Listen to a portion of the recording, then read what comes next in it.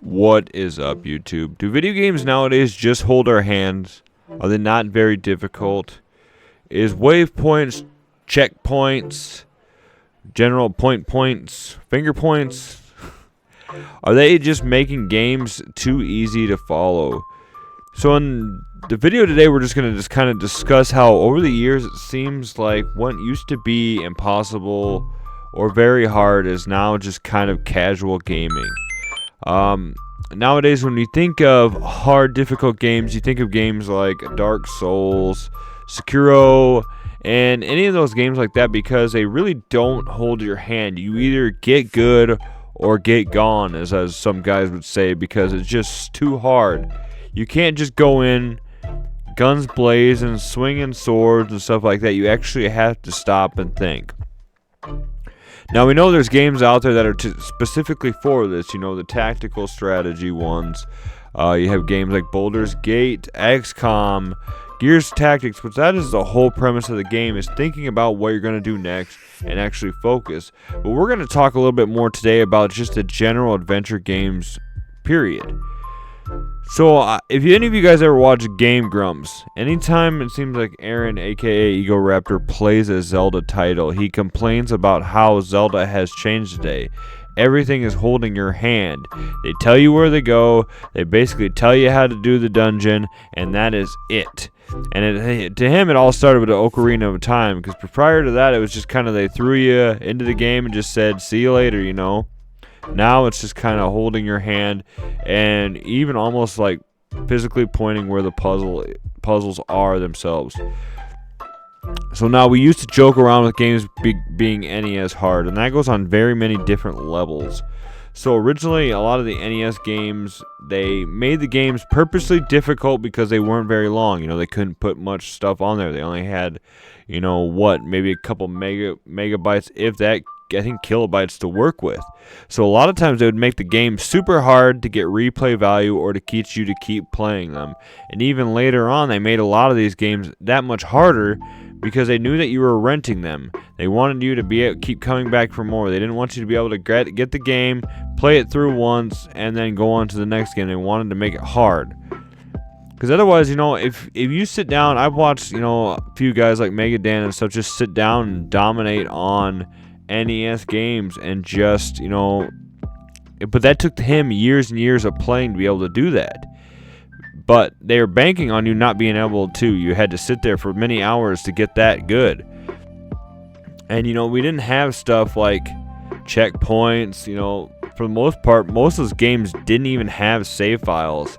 So you had 3 lives and you were done. You know, like I said, did not hold your hand, did not have that stuff. And I think a lot of times nowadays, the gatekeeping community that strives on the way that they used to be doesn't like this, but I'm a huge fan of save states because it allows me the time to go back and play these games and maybe actually make a dent in it before I lose all my lives. But even like the 8-bit area and the 16-bit area kind of started showing you that you had to be good or you had to play a lot to get good. Now, when we started, like I said, the 16-bit, you kind of started getting a little bit better. Specifically, you know, the Mario games and everything, they started getting halfway markers through the level. You started having save files and stuff like that. It wasn't like Super Mario Bros. 3 where you had to go from start to finish.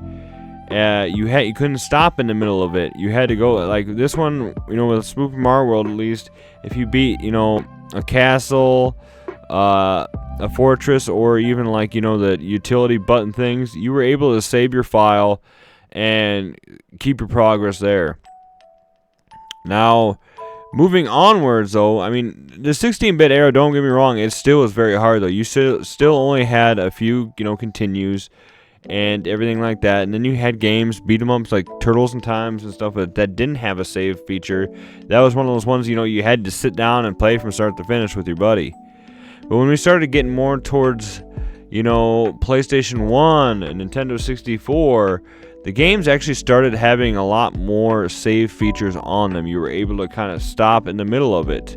Otherwise, you know, in 16-bit era, if you want to play an RPG and stuff like that, those are, I think, about the only ones that really had save batteries and stuff on there, so you could save your file, was the RPGs and stuff like that.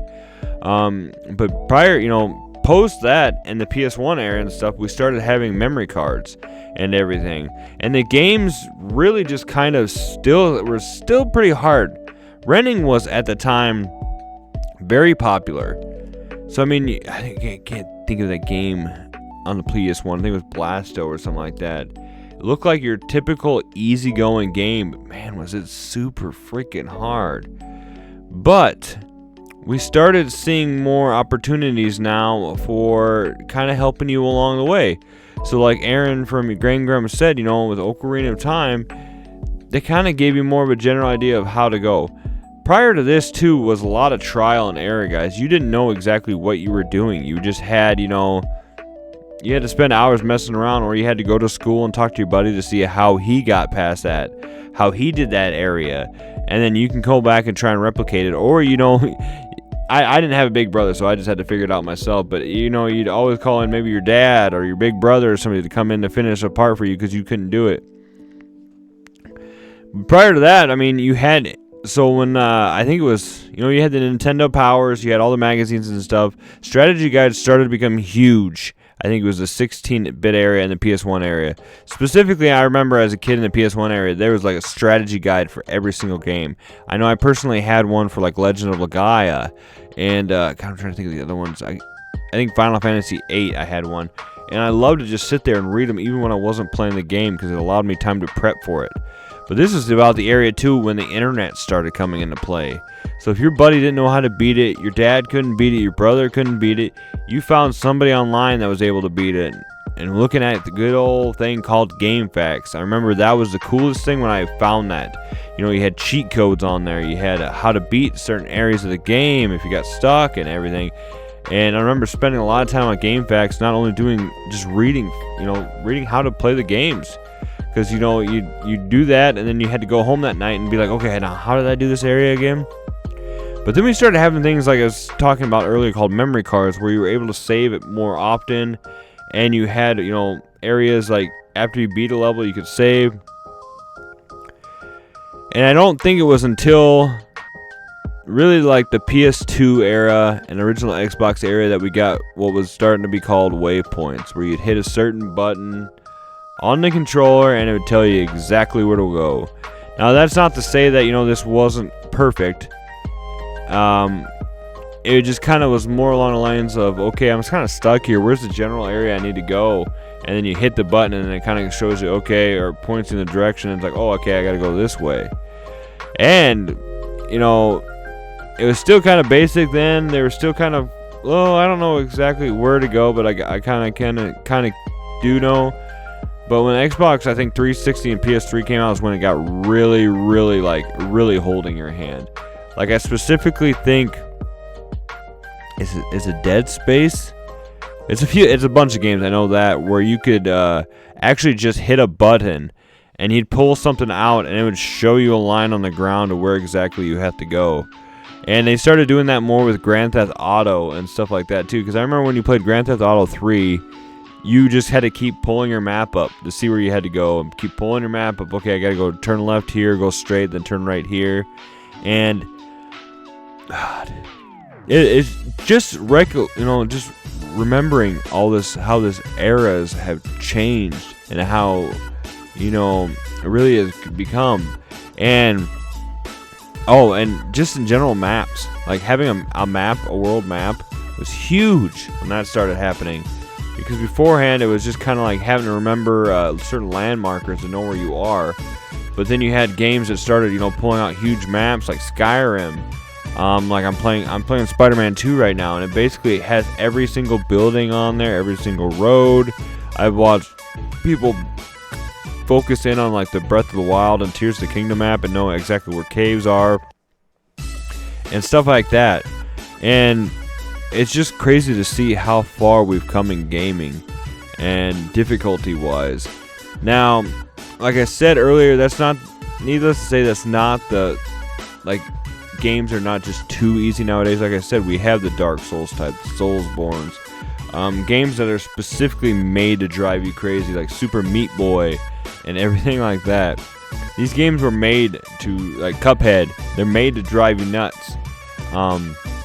And for people like me, that was not a very good experience. I'm not one for that. I don't like playing the same areas over and over again, which is crazy coming from somebody that's a retro gamer. But like I said, I love save states because it was able for me to play more games and actually beat them. But coming into the new age, I love the way the games are nowadays, and not that's needless to say, I have beaten some Dark Souls games, and I have beat Bloodborne and Elden Ring, so they're not completely off the table. But I know I have to know what I'm getting into. With that being said, guys, I want to know in the comments below what you guys think about this. I know right in the beginning of this video I was really in detail, but we kind of just zoomed past the rest of it because I don't want this video to be extremely long. I wanted to hear, or more essentially read, your comments on this subject, guys. I really don't see too many videos talking much about this, but I want to know in the comments below, do you think games are too easy nowadays? Do they hold your hand too much? Is it more of a niche to have a difficult game instead of just making all games kind of more commonly difficult? Like, I watched people kind of, like right now I picked up Spider-Man 2. I have it on, I think, the second to highest difficulty. No experience prior except for playing regular Spider-Man and Miles Morales, and I've only died maybe 3 times, if that, and it was only because I was starting to get used to the controls a little more, and ever since then I haven't even died once. So let me know in the comments below what you guys think about this subject. As always, stay retro, my friends, and I'll see you in the next video.